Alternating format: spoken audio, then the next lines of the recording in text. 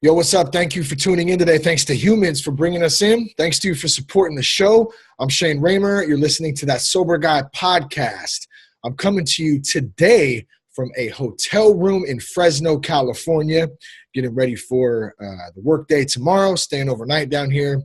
So I thought, what a better way to spend my evening doing a podcast. And what are we going to talk about today? We're going to talk about 5 ways to stay sober on Thanksgiving.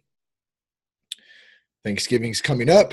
The holidays are coming up. It's an important time where people get together. They party down. I know I had a lot of crazy times during the holidays, the holiday season.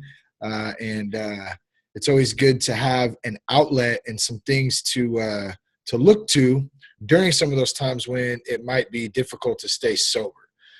So before we do that, be sure to check us out at thatsoberguy.com for past episodes, for resources. You can also connect with us on Instagram at RealThatSoberGuy and on Twitter at Shane Raymer. We have 2 live shows coming up. December 1st at Journey Coffee Company in Vacaville, California. We have special guest Wordsmith from Neighborhood Hope Dealer and Philip Wright joining us. And 2 awesome dudes. We may have a 3rd guest to be announced. Haven't locked that one in yet, but that's December 1st at 7 p.m. in Vacaville at Journey Coffee Company. And then also we're going to be at the Hollywood Improv January 20th with special guests Darren Prince and Brandon Novak. They both have a couple of books, so they're going to do a book signing afterwards, hang out a little bit, talk some recovery. We're going to have a damn good time at that. And with that, and thanks to Mark Saratella for helping to put this show on down there. So for tickets to that, you can go to www.thatsoberguy.com/live shows. The link is on there. And for any more information. And then you can also go straight to the Improv site. If you want to buy tickets there, that's improv.com/Hollywood, and you can get your tickets there. Also, be sure to check out the TSG merch store. We have some shirts. We have some ladies' shirts. We got coffee mugs, some hoodies. Help support us, support your recovery. You can get some of that merch at thatsoberguy.com. Click on the store tab.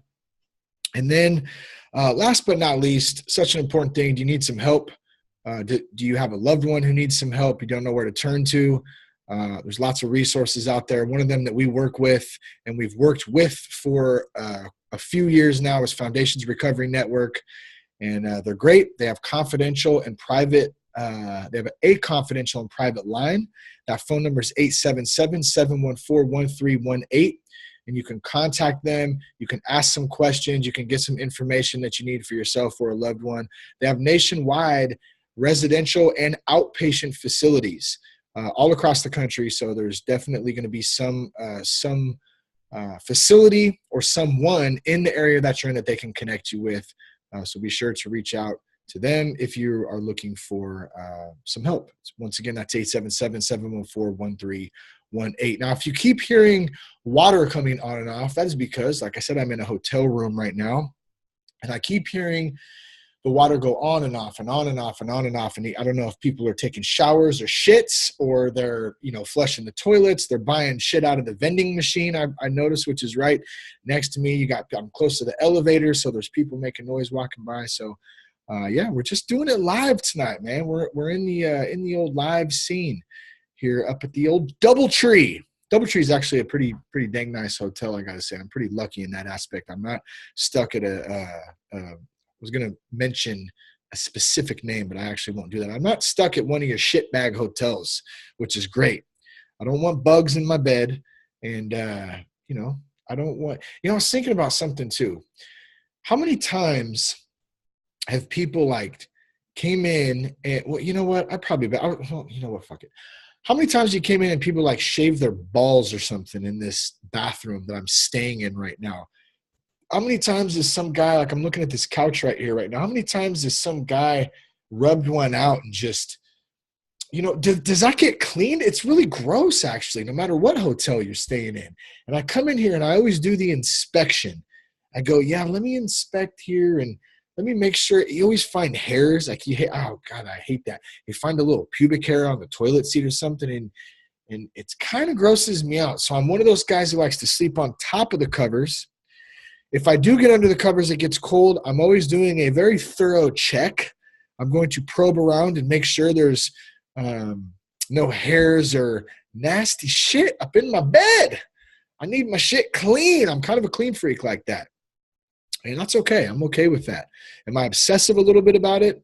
Sometimes. Not always a good thing, but it's all part of the experience, Russ. Oh, I'm so pumped. I've already watched Christmas Vacation multiple times. The old Raymer household got its lights up. Yes, I'm one of those assholes who decorates right after Halloween, even before we get to Thanksgiving. And here is my mindset on that. Number one, I have kids, which is my excuse when I really want to do it. But I say, oh, it's for the kids. Well, it is for the kids. It's also for me. Christmas goes by so fast, and I want to get the full effect of it. I want to enjoy it. I don't want to put all that work in to doing Christmas, and then all of a sudden, you put the lights up, you put all your decorations out, you're in the Christmas spirit, and then the shit's over. I want to enjoy it. So if I got to put stuff up before Thanksgiving, so be it. So be it.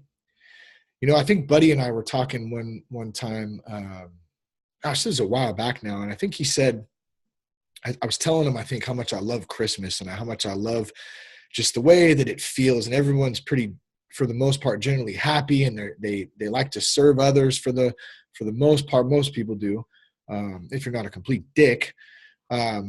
That's what you do. You serve. You're nice. You're a little more nicer than you normally would be, right? You tend to let the guy have the parking spot.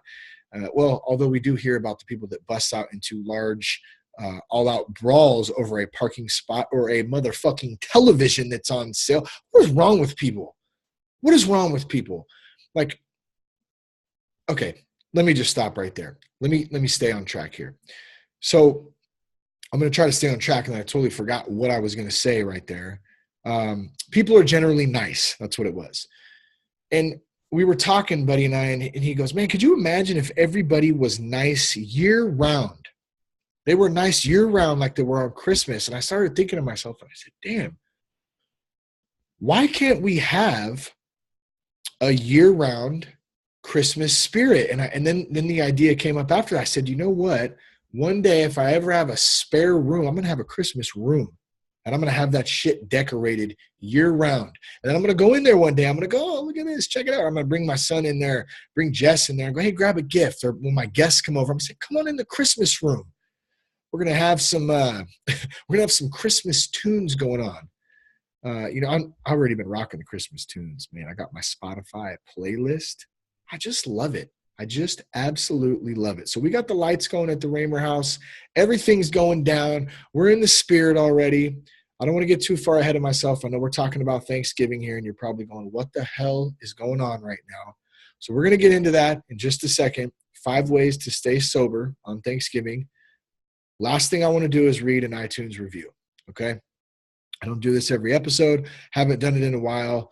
Came across one today. I said, you know what? I'm going to read this. If you haven't left us an iTunes review, please do so. Appreciate that. This one comes from Tina Katz. It's a 5-star review. And she says, this podcast speaks to me on so many different levels.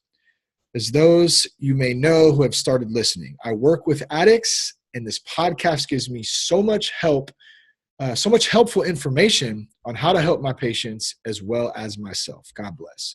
So Tina Katz, thank you so much for the review. Do appreciate those. It's always nice to see that this show is helping somebody out there, because sometimes I don't know what the heck I'm doing. And I wonder how I even got here some days, but it's all about following the next right thing, I guess. And this is where it brought me to a hotel room in the armpit of California, Fresno, talking about 5 ways to stay sober on Thanksgiving. Also want to say a shout out to my homie Ryan. Him and his lady came over last night, had some dinner with us, had a really, really great time. It was great to connect with him again. So just in case he decides to listen to this, I love you, brother. So good to hang out. So good to reconnect again.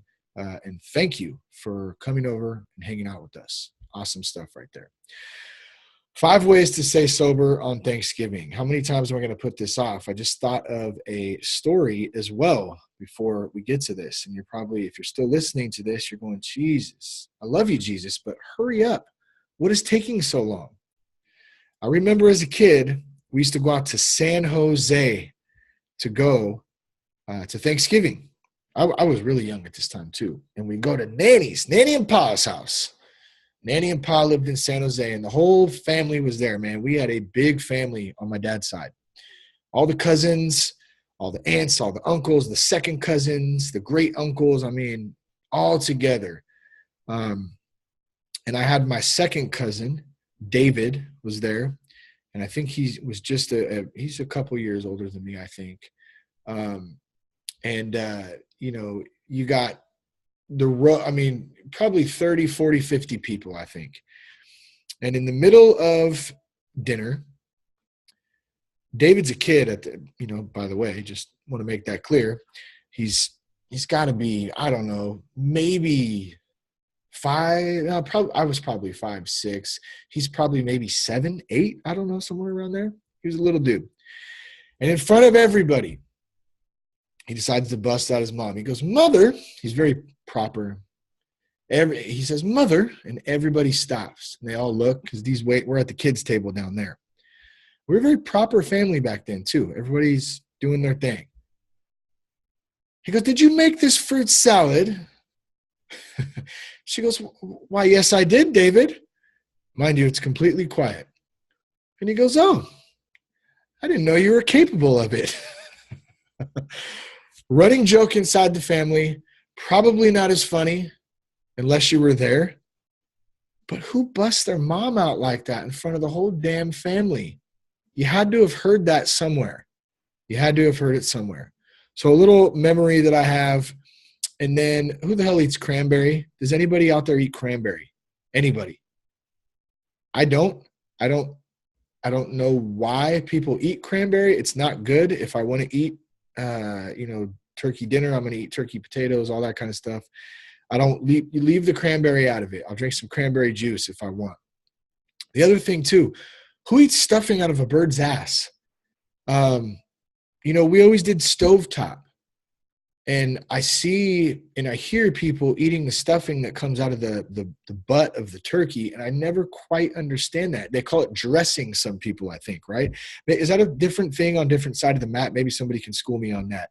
Maybe on the East Coast or the Midwest, y'all call it dressing. I don't know, shit. Maybe in California, you call it dressing. I call the shit stovetop. I want some stovetop. I don't want any stuffing or dressing or whatever the hell it's called out of a turkey's asshole. That sounds disgusting. I know it's cooked. It sounds gross. Save it. Do not want of it. I do not want it at all. Do not want of it. Want it at all. I even got my DoubleTree cup here. Check this out for those on video. The DoubleTree. Oh, yeah. All right, so let's talk about Thanksgiving. Let's talk about how to stay sober on Thanksgiving. Some of us love our family. Some of us are extremely excited to get together for Thanksgiving. I'm pretty stoked to get together with my family. I have a badass family. All my family's awesome. I love hanging out with them. Some of us, on the other hand, can't stand our family. We'd probably rather suck a fart out of an old man's ass than spend 5 minutes with any one of them. Okay, I apologize if that's you out there. And I apologize if you would rather suck a fart out of an old man's ass. That's disgusting. I'm actually ashamed of myself for even saying that. Either way, you get the point. And there's one thing that matters. No matter what the circumstances are, if we're going to stay sober, we got to have a plan. Okay? We have to have a plan. And so here's 5 ways to stay sober on Thanksgiving. And while I'm making this list, I just want to say this is assuming that you're in early sobriety. Okay? Maybe your first few months, your first few weeks, maybe even your first year. And I think, at that though, it really does apply to those out there who are in recovery, no matter how many years you have. A lot of this stuff is very similar, no matter how much time you have. But, it really does apply to those in early recovery, because I can remember thinking back in my first few months, my first year, the holidays came for me right after I got out of rehab. I think I got out of rehab in September, and then right around the corner was October, November, December. And so some of this stuff was really hard for me at first. And here's some basic things that I thought, that when I thought back helped me, and maybe they can help someone out there listening today. So number one, 5 ways to stay sober on Thanksgiving. Number one, prepare yourself mentally before you show up. Be prepared mentally. Know what you're going into. Know who's going to be there. If you can, obviously, sometimes other people come, friends, family, friends of friends, depending on what your family looks like. Do you got a big family, a small family? Do you not have any family and you're going to a public function, or someone else's family? Maybe you just don't know. If you can know, try to understand who's going to be there and try to understand who they are and what they're going to be doing. Are there going to be drinkers there? Does your family drink? Obviously a lot of us know if our families drink or not, so we can kind of expect that.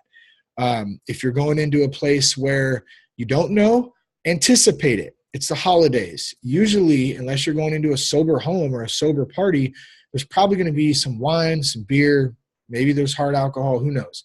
There's probably going to be some sort of alcohol there. So I would say prepare yourself for that. Anticipate it and understand that that could potentially be a possibility when you get there.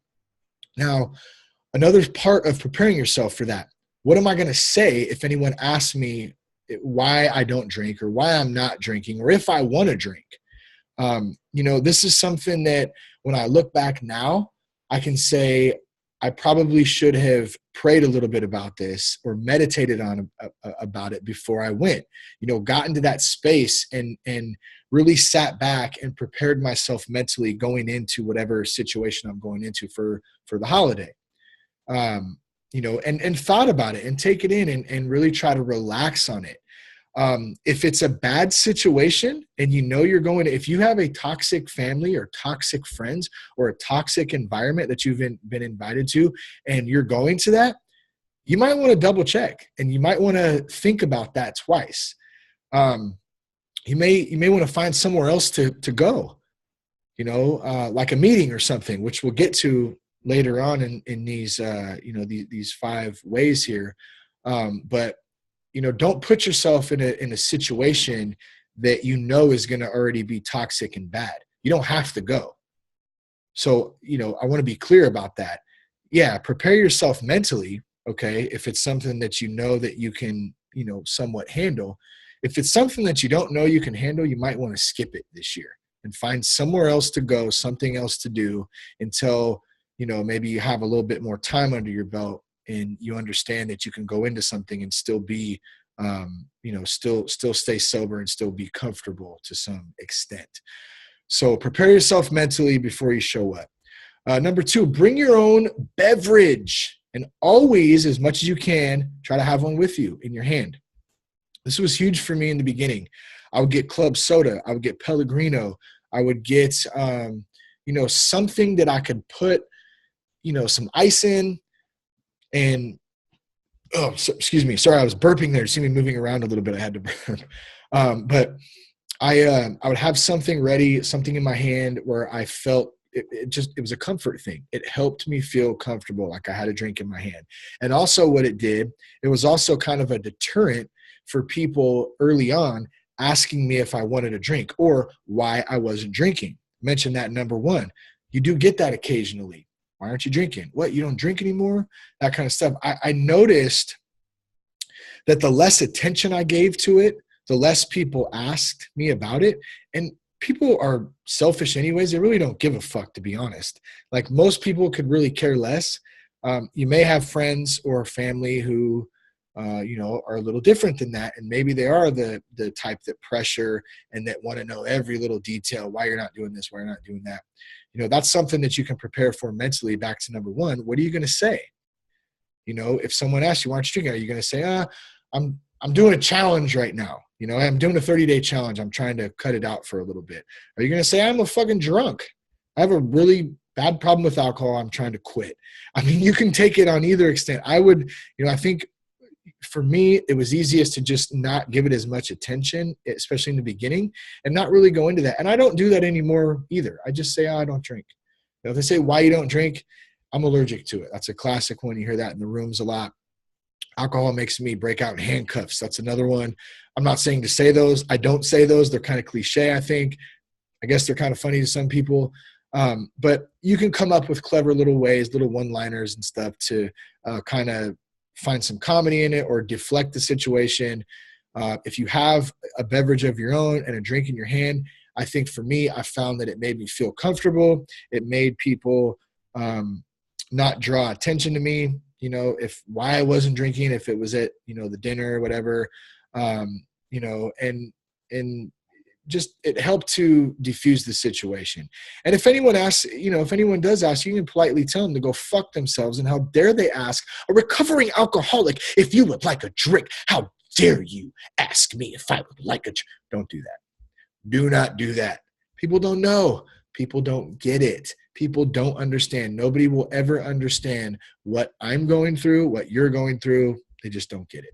So be polite, politely decline. I already have a drink. Thank you anyway. That's all you got to do. It's pretty simple. I think that was really a big one for me early on. And then, to kind of sum this up, I found most of the time that there's not really a need to explain myself. And the more that I feel that need and the more I try to do it, the worse it is. So keep it simple, have something to drink for yourself, and, go about your business. Number 3, have an escape plan. And remember, if you do go somewhere, you can leave anytime you want. You're not stuck there. And part of that comes with having an escape route. Know what you're going to do ahead of time. Know what you're going to do. Are you going there with your spouse, with your husband, with your wife, with your partner, with your boyfriend, girlfriend, whatever it is? Let them know ahead of time, or let somebody know ahead of time. And if you're going by yourself, you don't need to let anybody know, depending on what your situation is. But you can tell somebody, if you are going with someone, say, hey, I told this with Jess. Hey, look, we're going here. I'm looking forward to it, but I know there's going to be drinking there. If I start feeling uncomfortable, I'm going to give you, I'm going to come up and say, hey, I'm going to go to the car, or whatever if you want to do a code word or whatever the hell, works for you. Hey, do some sign language stuff, flip them out, whatever you're going to do. That means I'm leaving. Okay. And I'll call you, I'll text you. I got to go because I'm starting to feel uncomfortable. If you start feeling pissed off, that's another one. You start getting aggravated, irritated. Uncle Ed's being a dick face. He's real drunk. He's making a mockery of the family. He's bringing up old stuff, whatever it is. Or you just want to have a drink. You're just starting to feel like you want to drink. You need to relax. What are you going to do? You got to have an exit plan. You got to have an escape plan. You got to be prepared. So this is something to really think about before you show. See, we're strategizing here. We're really going into having a plan. This is your strategy. This is your plan. These 5 ways, these 5 tips, or whatever you want to call them. And you do all this beforehand. You don't wait until you get to the party and then, oh my God, everything falls to shit and you end up getting hammered and, running down the street with your clothes off and ended up in the gutter, and then a cop picks you up and you end up in jail or with a DUI. That kind of shit happens, all because you didn't have a plan. So when we have a plan, when we have a strategy, things can fall into place a lot better. Number 4, have someone to call or somewhere to go, and not to a bar. Not to a bar. It's an important thing to have those resources ready to go. So do you got a sponsor you can call? Do you have a mentor? Do you have a friend? Do you have a family member? Do you have somebody that you can reach out to that you trust? Even if you just need to, maybe you got to go outside for a minute. Maybe it's getting a little hectic around the old table, and politics is coming up, and Granny's getting pissed that Uncle Ed.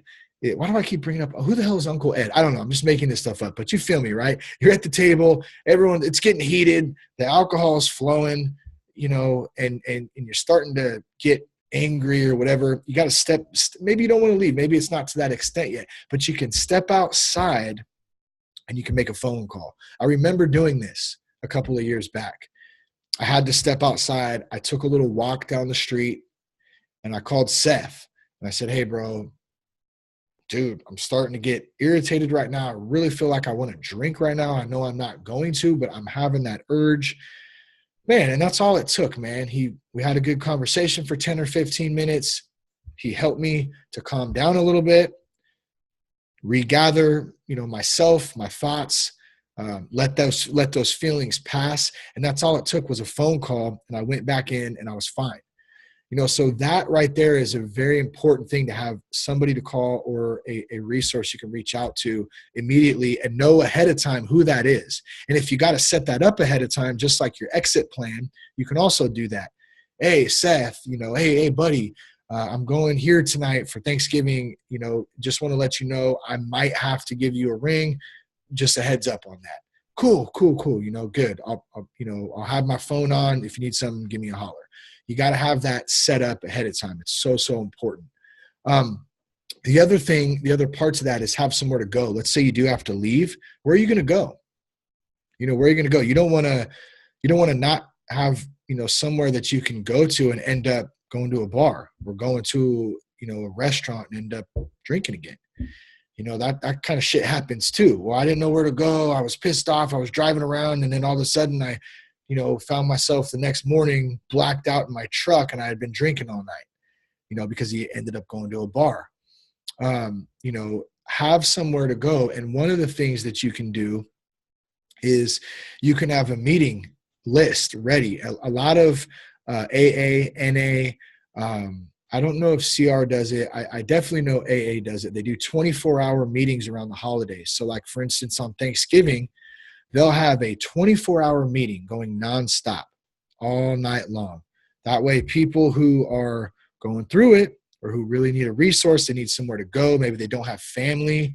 There's all kinds of different reasons why they have somewhere to go. And, if you're looking for something like that to put on your little strategy, on your plan, on what you're going to do so you can stay sober on Thanksgiving, you can go to thatsoberguy.com/gethelp. Or just click on the Get Help tab. There's links to AA, to NA, to Celebrate Recovery, and to Refuge Recovery. And it's the meeting finder links on there. So those will help you find meetings in your area. All you got to do is type in what city you're in, and all the schedules will pop up there. So that's a solid resource for you that you can put in your back pocket and know that that's there, that you have somewhere to go, in addition to having someone to call if you need to bounce out. Last but not least, number 5, and this is a big one. I think this is a really, really important one, and all of these are important, is just to have fun. Like, really genuinely try to have some fun and be sober. It is 100% possible to have fun and not drink or use drugs. I can promise you that, because I live it every day. And it's actually kind of funny seeing other people get fucked up and not knowing how shitty they're going to feel tomorrow. But I know how shitty you're going to feel tomorrow, bro. And sorry to say it, but it does make me feel a little bit better about myself. Man, glad I'm not going to feel like that asshole tomorrow. No offense or anything, but I'm happy about that. And, hey, I get to be sober today. I get to have fun. I get to genuinely have a conversation and remember it. I get to laugh. I get to enjoy myself. I get to relax a little bit. And I understand for, somebody listening who's in early recovery, that's a little bit different, than it is probably for me right now, because I have a little bit of time to where I've been able to get past some of those early feelings. But I'm very aware that those feelings can pop up at any time. And I'm still very careful. And all these things that I have talked about in this podcast, I'm very aware of that shit. And I keep all these things in my little toolbox of recovery too. And I know that I can use those or have those at any time. They're available to me. I have my own strategy for it. And because I never know either. Just as much as I think that, oh man, I got a few years, I'm good. That shit creeps up on you. They call it the sleeping tiger. And that tiger still lives in here. It's just sleeping. He's deep asleep right now. But at any moment, that fool could wake up and go absolutely ape shit or tiger shit or whatever you want to call it. That was a dumb analogy there, but you know what I'm saying? Like, it could literally wake up and I could go nuts. So I always have to be prepared no matter what. At the same time, I want to have some fun. I want to have genuine fun. I want to laugh. I want to joke around. I want to go crazy sometimes. I'm a crazy fool still. I like to party down. We can't hide from alcohol forever. Like, it's inevitable. It's everywhere. but we can be safe around it, and we can have a strategy if we do have to be around it around the holidays to defend it and defend against the urges and still have fun and party sober. Like, we can have a good time doing it. It is possible. So I would encourage everybody out there, including myself, let's have some fun around the holidays. Let's enjoy ourselves. We only live once. We only get one family. We do. We only get one family. And a lot of us out there, we don't have family. We're not as close as we'd like to be with our family. We got broken families. And I pray for all the families out there who are broken, who are going through things, who have people struggling with addiction out there. There's situations that are sad, that are challenging, and that can really put some hurt on some people's hearts. But at the same time, we have to acknowledge the fact that around the holidays, we want to try our best to stay sober and to also enjoy the time that we have together and enjoy some of the good times that we can get, because life is short. And even when we're going through things, man, we got to try to find the best in each situation. It is about perspective. It is about coming together as a family, mending broken relationships, making amends to people that we've hurt or that have hurt us, all that stuff. And all of that, I don't want to get too far into that right now, but all of that can be done through working a step study program, through getting involved in community, through showing up to meetings, CR, AA, NA, Refuge, whatever it is that you do. Getting involved is where you start to deal with those stuffs and you heal broken relationships, broken families, friendships, marriages, all that kind of stuff. But at the end of the day, hey, if life isn't fun, if sobriety isn't fun, like, what the fuck is it all for anyways? Like, why? I want to laugh. I want to have a good time. I want to enjoy this life because it's short. And, we don't know what's coming tomorrow. So I appreciate you guys. Thank you so much for tuning in today. I hope you enjoyed the podcast today. I hope something I said helped you. For resources, go to thatsoberguy.com. You can connect with us one more time on Instagram @realthatsoberguy and on Twitter @Shane Raymer. Peace, love, respect, and keep your blood clean.